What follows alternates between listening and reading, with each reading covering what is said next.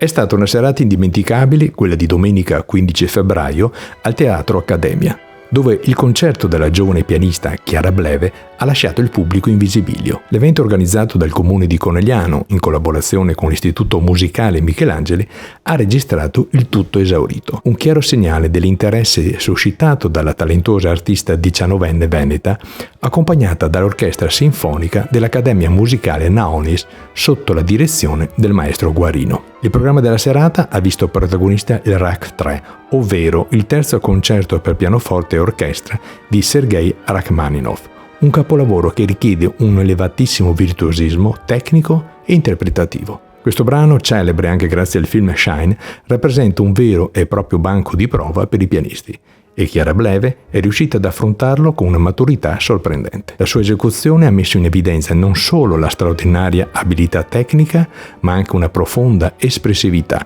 lasciando il pubblico senza parole. Questo concerto rappresenta un ulteriore passo nella brillante carriera di Chiara, che sicuramente continuerà a stupire e incantare il pubblico con la sua musica. Gli applausi scroscianti finali sono stati una giusta ricompensa per un'esibizione che sarà ricordata a lungo.